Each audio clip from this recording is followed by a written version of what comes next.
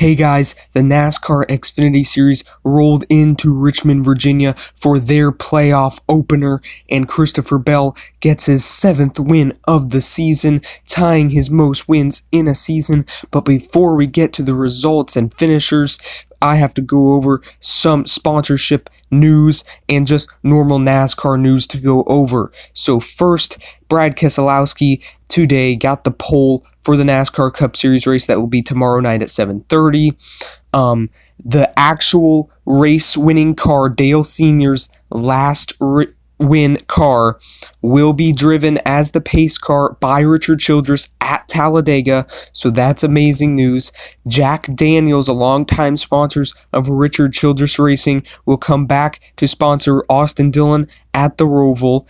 Cincinnati Incorporated will join Hendrick Motorsports for a 10-year agreement and partnership, the most in Hendrick Motorsports history, the longest partnership in Hendrick Motorsports history. They will be on Alex Bowman's car for Talladega, and 2 races confirmed next year for Alex Bowman, and they won't just be for Alex Bowman, they'll be across all 4 cars as sponsorship for the next 10 years.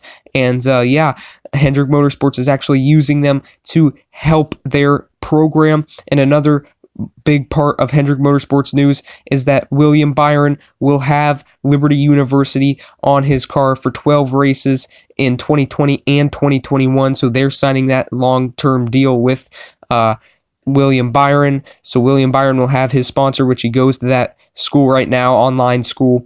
Let's go through the results of this NASCAR Xfinity Series race at Richmond.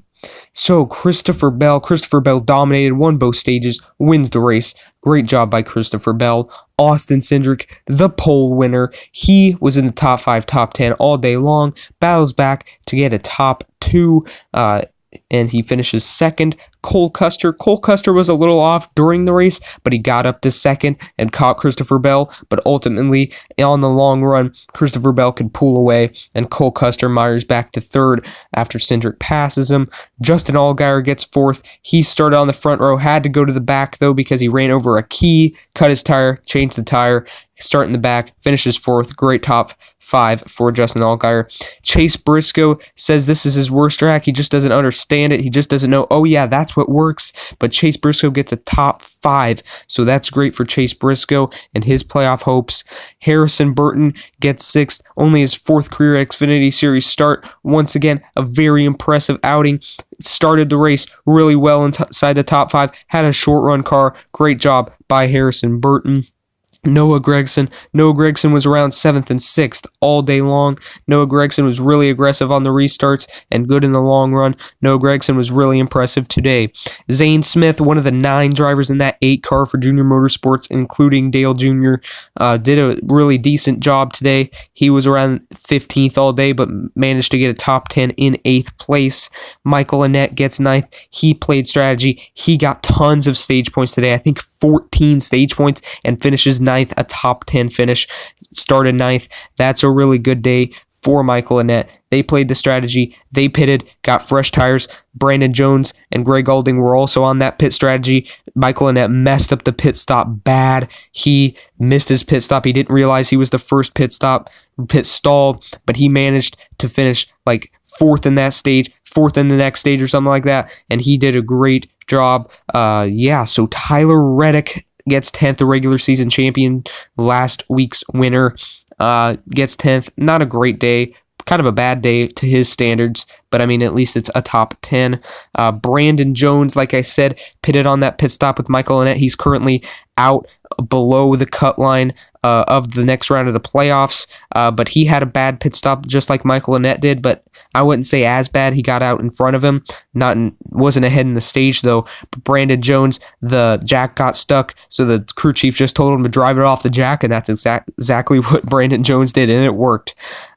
Ryan Sieg gets 12th. Ryan Sieg had a pretty good day. Ryan Sieg just doing what he's doing. You know, that's not a big team, but they're in the playoffs. They're currently outside the cut line now, but I don't expect much from them in the playoffs, but what they're doing is certainly impressive. Dylan Bassett, 13th. That's impressive. You know, not a full-time driver at all. And that's really impressive right there. I think he helps to build his own cars. His and his brother Ronnie Bassett Jr. That's really impressive right there. That 13th place finish was solid top 15. Really impressive there. Joe Graf Jr. 14th and John Hunter Nemechek 15th. Both top 15s, decent. John Hunter Nemechek in the playoffs, obviously out of the cut line right now. But I have to talk about these two here. So I guess it was on the last lap. Joe Graf kind of moved John Hunter Nemechek out of the way.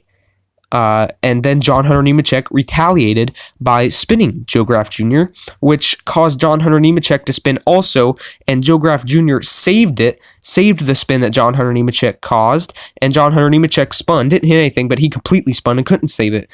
So I don't really know what was going on there, but yeah, that's what happened. So yeah, obviously not happy with each other, and a little bit of payback going on there. Jeremy Clements gets 16th. Justin Haley gets 17th, one of the playoff contenders. He's last in the playoff standings right now. That was a bad day for Justin Haley in 17th place, top 20.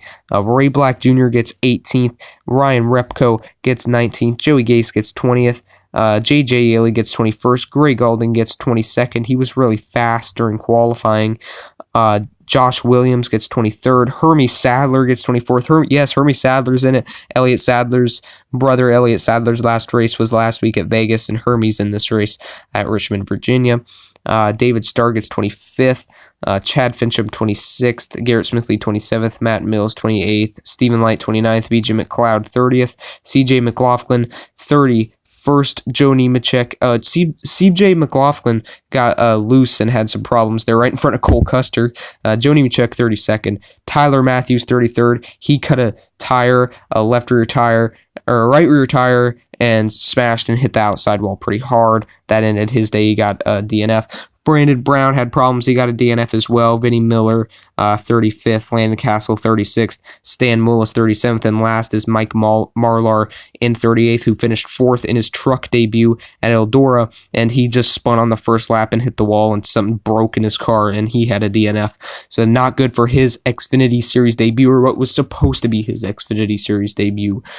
So, thank you so much for watching. And I also want to say this. Have you noticed, if you guys have NASCAR.com and you've read through all the articles, that they're kind of like, in a way, bashing Kyle Busch on there, because Kyle Busch was really mad at Joey Gase and Garrett Smithley after last week at Vegas, and they have these whole stories about each of them. Meet Garrett Smithley, meet Joey Gase, and Joey Gase having fun trying to live the dream and all that.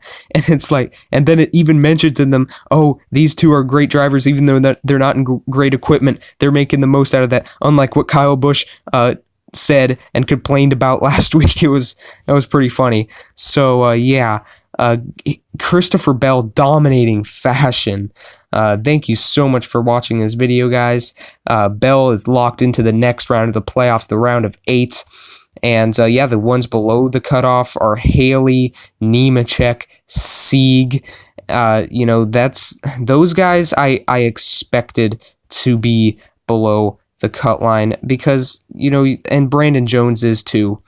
So, I expected all those. Coming into this playoff race, they were below also. They were already below. So thank you so much for watching this video, guys, and I'll see you on the next one. Christopher Bell is the only one happy heading to the Roval. He can relax. Bye-bye, guys.